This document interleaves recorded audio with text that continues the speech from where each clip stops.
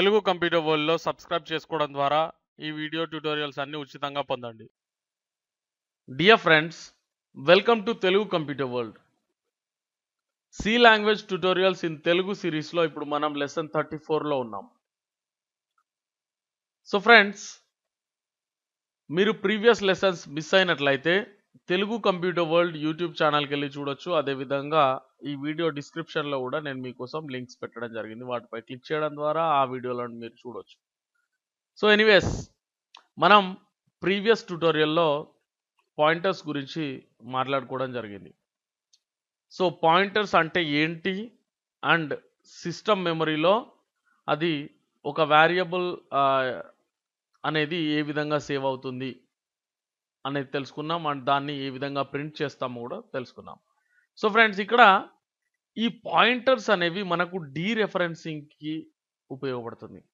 Okay, డీరెఫరెన్సింగ్ అంటే ఇప్పుడు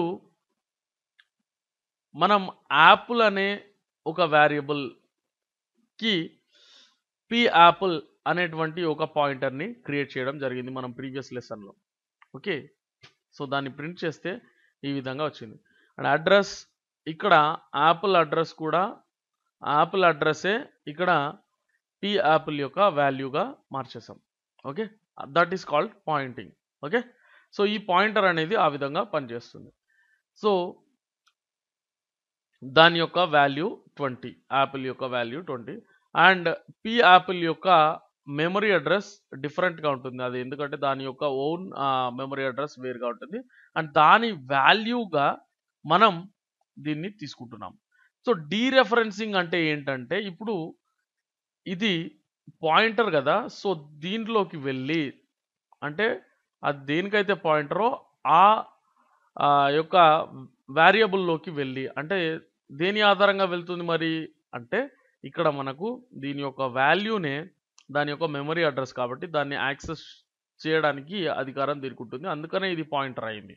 okay, so దాని వాల్యూని ఇది డీరెఫరెన్స్ చేయాల్సి ఉంటుంది. సో ఏ విధంగా అంటే ఇక్కడ చూడండి, ప్రింట్ చేసేటప్పుడు ఇక్కడ 2 న్యూ లైన్స్ అనేవి తీసుకుంటున్నాను. ఓకే, సో ఫస్ట్ వన్, ఇక్కడ జనరల్గా నేను ఏం చేస్తానంటే ఇక్కడ ఈ విధంగా పి యాపిల్ అని మనం రాసామనుకోండి ఇక్కడ. ఓకే, ఆస్ట్రాయిడ్ సింబల్ని దీంట్లో యూజ్ చేస్తే ఏ విధంగా ప్రింట్ అవుతుంది, సారీ ఇక్కడ సెమీకోలన్. ఓకే, సో చూడండి పి యాపిల్ అనేది ప్రింట్ అయింది, పక్కన ఆస్ట్రాయిడ్ సింబల్తో సహా అంటే స్టార్ పి యాపిల్ అనేది ప్రింట్ అయింది. ఓకే, సో దీని వాల్యూని తీసుకున్నప్పుడు %d. ఓకే, సో ఈ ఏరియాలో నేనేం చేస్తానంటే స్టార్ అనేది తీసుకొని పి యాపిల్ అని ప్రింట్ చేస్తాను. ఓకే, స్టార్ అనేది ఇంతకు ముందు మెమరీని ప్రింట్ చేయడం కోసం మనం యాంపర్సండ్ని యూజ్ చేసాం, ఇక్కడ స్టార్ అనేది తీసుకుంటున్నాం.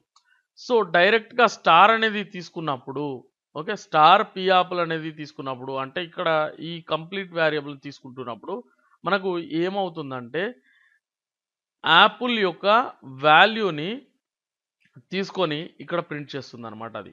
ఓకే, దీన్ని డీరెఫరెన్సింగ్ అంటారు. సో చూద్దాం. సో చూడండి, పి యాపిల్ అనేది 20 ప్రింట్ అయిపోయింది. అర్థమైందండి? సో ఇక్కడ మనం ఇందాక దీన్ని ప్రింట్ చేసినప్పుడు అంటే ఫర్ ఎగ్జాంపుల్ చూడండి, ప్రింట్. ఓకే, ఇది కాపీ చేసుకుందాం ఎందుకు. ఓకే, సో ఈ విధంగా తీసుకున్నాను. ఇక్కడ కేవలం యాపిల్ దాని యొక్క వాల్యూ. ఓకే, సో ఇదంతా అక్కర్లేదు, ఓన్లీ యాపిల్ అని సింపుల్గా తీసుకుంటే దాని వాల్యూ ప్రింట్ చేస్తున్నాను. చూడండి, so P Apple 20, Apple 20 values same ఉన్నవి. ఓకే, సో ఏముంది సార్ దీంట్లో ఏముంది పెద్దగా అంటే ఇక్కడ మీరు దాన్ని తక్కువ అంచనా వేయకూడదు అనమాట. ఇక్కడ పాయింటర్స్కి ఏంటంటే దాన్ని వాల్యూని కంప్లీట్గా యాక్సెస్ చేసే పవర్ ఉంటుంది. ఓకే, సో అంటే మీరు దీని వాల్యూని చేంజ్ చేస్తే ఆటోమేటిక్గా మెయిన్ వేరియబుల్ అంటే ఈ యాపిల్ అనేటువంటి వేరియబుల్ ఏదైతే ఉందో దాని వాల్యూ కూడా చేంజ్ అయిపోతుంది. అంటే ఇక్కడ చూడండి, ఫర్ ఎగ్జాంపుల్ నేను ఏం చేస్తున్నాను, స్టార్ పి యాపిల్ దీని వాల్యూని 50గా మార్చేస్తున్నాను. ఓకే, సో యాక్చువల్లీ ఇక్కడ వరకు ఎలా ప్రింట్ అయింది, 20 ప్రింట్ అయింది. ఓకే, సో ఇది కాపీ చేసేసి మనం ఇక్కడ నెక్స్ట్ ప్రింట్ చేద్దాం. అంటే ఇక్కడ వాల్యూ అనేది మనం పి యాపిల్ వాల్యూ అనేది చేంజ్ చేసాం.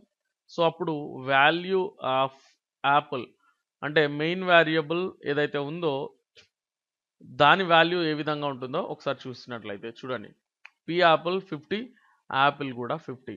అంటే మనం పాయింటర్ని యూజ్ చేసి డీరెఫరెన్సింగ్ చేసినప్పుడు మనం ఒక పాయింటర్ అంటే ఏ వేరియబుల్ యొక్క పాయింటర్ అయితే అది అవుతుందో ఆ వేరియబుల్లోకి వెళ్ళి దాని వాల్యూని తీసుకొని అది మనం ప్రింట్ చేయగలిగాం ఇక్కడ.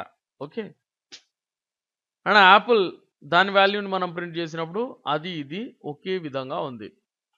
సో ఎప్పుడైతే మనం ఇక్కడ పాయింటర్ యొక్క వాల్యూని చేంజ్ చేసామో అది ఆటోమేటిక్గా మెయిన్ వేరియబుల్ అంటే మనం ఏ వేరియబుల్కి పాయింటర్గా దాన్ని క్రియేట్ చేసామో దాని వాల్యూ కూడా మారిపోయింది. సో ఈ విధంగా డీరెఫరెన్సింగ్ అనేటువంటి ప్రక్రియని యూజ్ చేసినప్పుడు మనం ముందు స్టార్ అనేది పెట్టుకుంటాం. సో ఈ స్టార్తో కలిపి దాన్ని వాల్యూని మనం డీరెఫరెన్స్ చేయొచ్చు అండ్ దాన్ని చేంజ్ కూడా మనం చేయొచ్చు.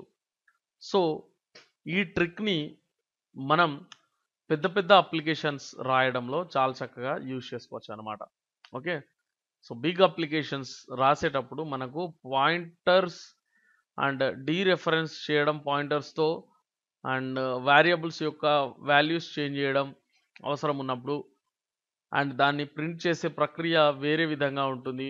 సో ఈ విధంగా మనం పాయింటర్స్ని యూజ్ చేసుకుంటాం అనమాట.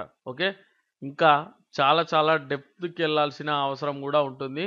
సో మీరు డీప్కి వెళ్ళే కొద్దీ మరింత కన్ఫ్యూజన్ పెరుగుతూ ఉంటుంది. ఓకే, సో కన్ఫ్యూజన్ పెరగకూడదు అంటే మీరు చేయాల్సింది ఏంటి, practice. Okay, practice practice and practice. Okay, practice makes man perfect అని చెప్పేసి చెప్పుకుంటాం కదా మనం. సో ప్రాక్టీస్ చేయడం వల్ల మీకు ఏదైనా సాధ్యపడుతుంది. Okay, so friends all the best, బాగా ప్రాక్టీస్ చేయండి. ఏదైనా డౌట్ ఉంటే కామెంటింగ్ ద్వారా తెలియజేయండి అండ్ ఈ వీడియోని లైక్ చేయడం మర్చిపోకండి. అదేవిధంగా మీ ఫ్రెండ్స్తో ఫేస్బుక్లో కానీ ట్విట్టర్లో కానీ వేరే ఏదైనా సోషల్ నెట్వర్కింగ్ సైట్లో కానీ మర్చిపోకుండా షేర్ చేయండి. Thanks for watching, please subscribe.